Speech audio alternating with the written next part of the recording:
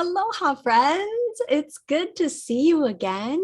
I am in a new space, if you haven't noticed, and we are settling in. So, with settling in comes, all the ups and downs of trying to find a new routine, which I'm trying to do and be better at posting regularly. Thank you for your patience and your support. I've loved texts and messages and emails from you. And I look forward to becoming more regular again in these weekly postings for Sacred Return. I wanted to take this time, not take too much of your time, but just do a little refresher on summer wisdom from an Asian medicine. So when I say Asian medicine, both Ayurveda and Chinese medicine perspective for summer, we are in it. We are considered to be in the yang of yang. So when we look at yin and yang, some people, you have heard it as yin and yang. Chinese medicine would, or in Chinese, it would be pronounced more like a yang, that ah sound rather than eh.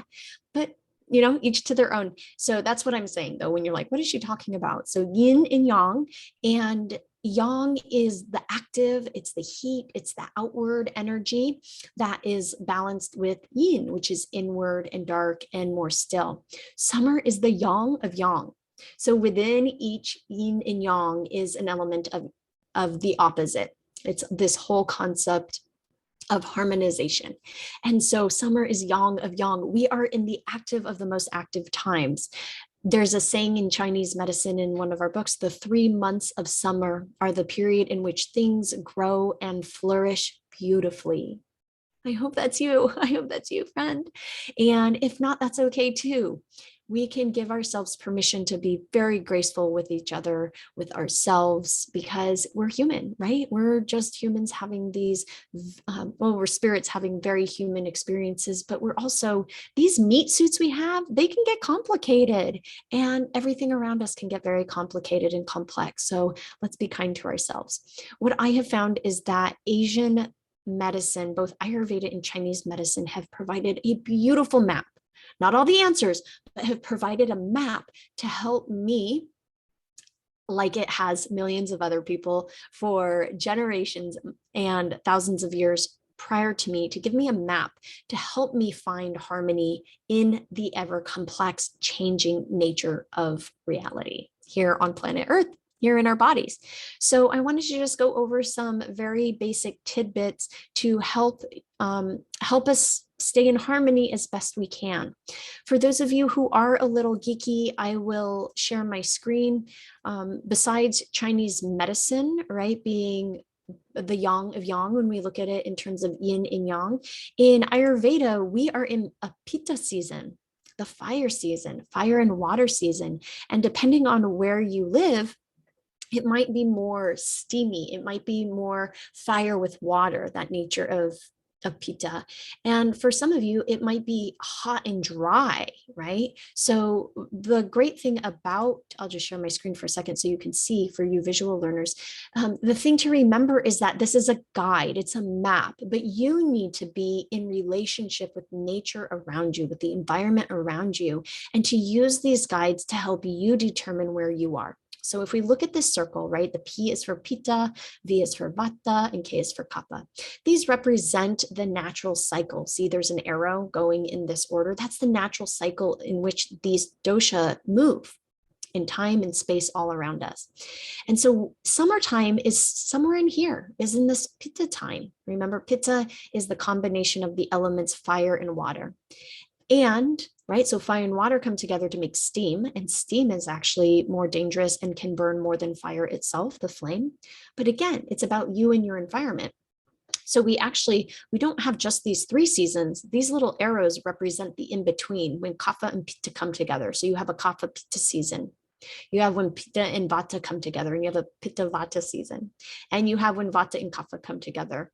And these transitions are generally in the transitions between the seasons that we generally know them, right? We'll say like one coming, or June 21st was considered summer, right? So before that, right? It was more kapha. This was more spring. And as it gets warmer and warmer, we begin to add more pitta to that. That's the warmth.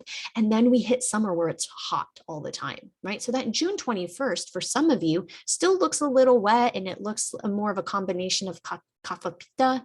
For others of you, depending on where you live, it's heat all the time. So you might be full on in pitta season. So that's how we use these guides, as a map, right? It's not exact, it's a map. So knowing where you are right now, it's July 26th, right? Where are you? Are you here in the fire of fire? Is it still really steamy and there's a lot of water with the pitta, the fire and water really showing itself? Or is it dry heat, right? As we move into autumn, it's going to become more and more dry, right? And that's when we move to this transition of where pitta and vata come together, okay? Just wanted to give you that visualization. So we're in pitta season. We're in the hot seasons. The qualities of pitta are hot, mobile, sharp, light, right? Light not only in illumination, but light as in quality of lightness versus heavy. And also oily. Remember, there's an element of pitta that is oily, right? Think oily skin. After you burn a log, the oils inside will come to the surface and you'll see that oil or the resin come to the surface.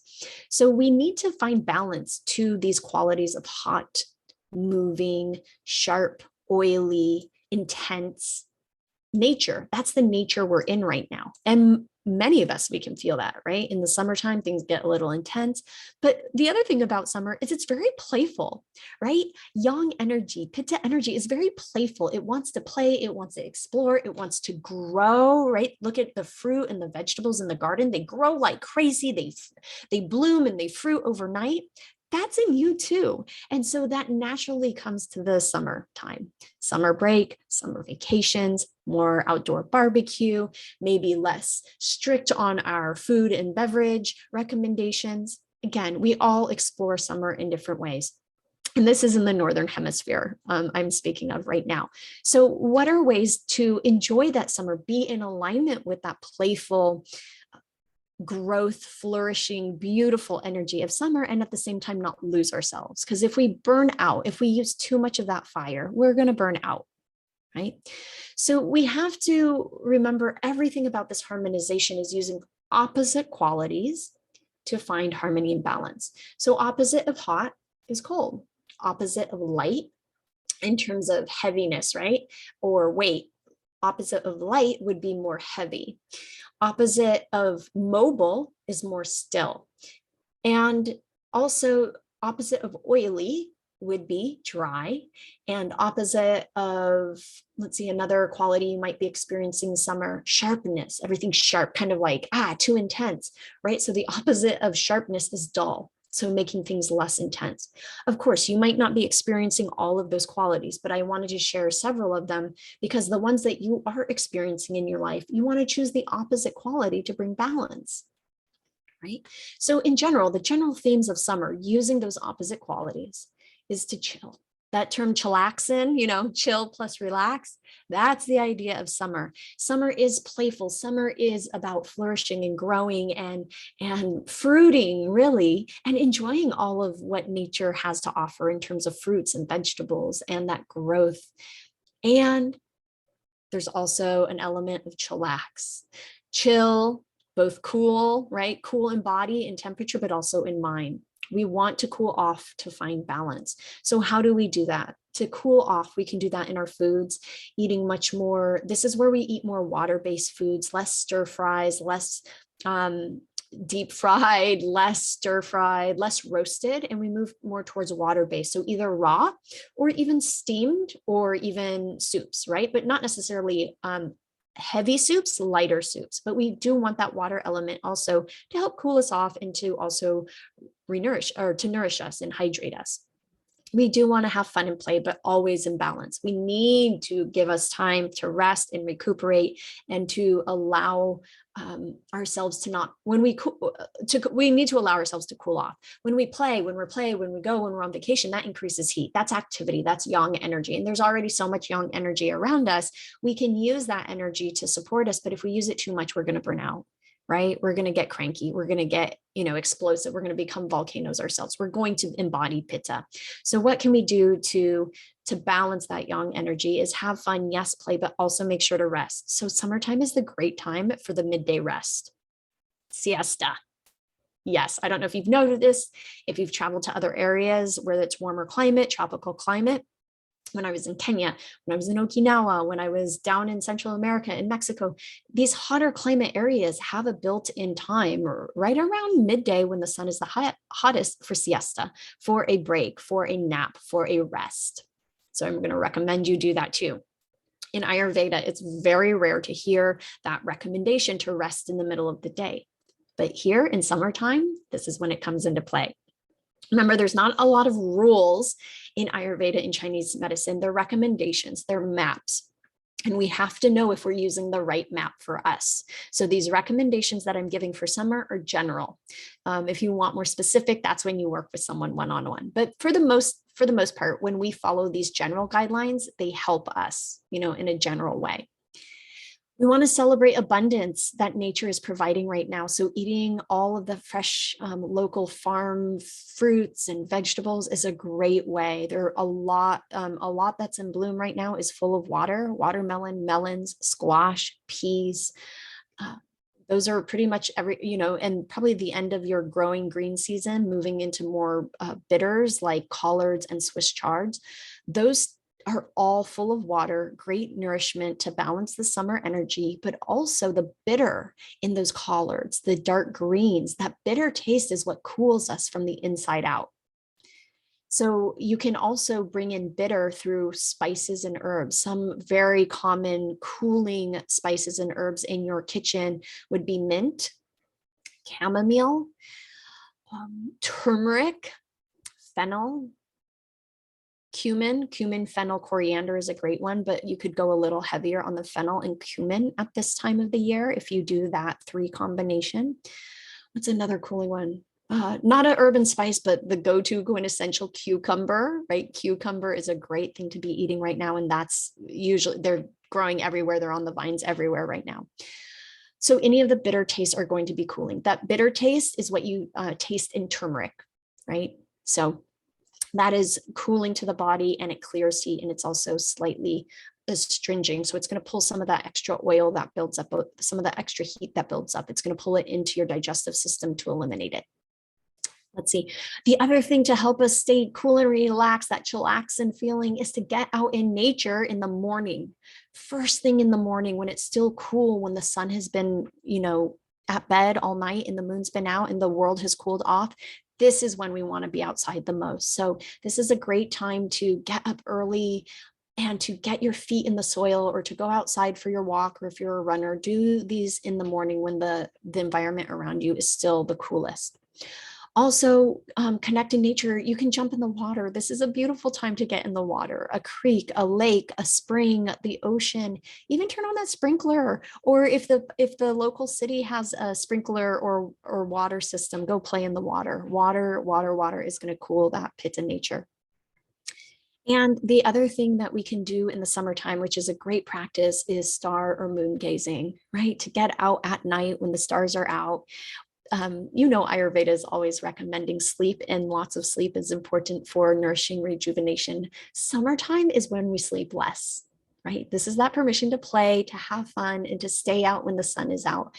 And also, because of that yang energy, we do need our rest. We do need that midday rest, but we also don't need as much sleep, okay? Of course, everybody needs their own sleep. And if you're feeling sleep deprived, you need more sleep. Don't listen to this. However, this is the season where we can do less sleep. Also, that means go outside, look at the stars, sit under the moon, keep your phone away from you, go put it inside, you go outside and just sit in the silence of the night. It's not very quiet. There's a lot going on. The sounds of nature, the birds, the crickets, the toads, the frogs, whatever is out there, the wind, and just look at the stars, look at the moon, contemplate all the great vastness of the universe and your part in it. I also recommend, while you're out there, take fresh water to rehydrate. You can leave water overnight in the moon. And first thing in the morning, drink it. That's another great way to cool off and to just bring in more of that yin, that moon, that cooling energy into our bodies. All right, I have so many. I can keep going on and on, but I want to just leave it there. If you have any questions, you know where to find me. And I hope your summer is going really well. And I look forward to connecting with you soon. From my heart to yours, aloha.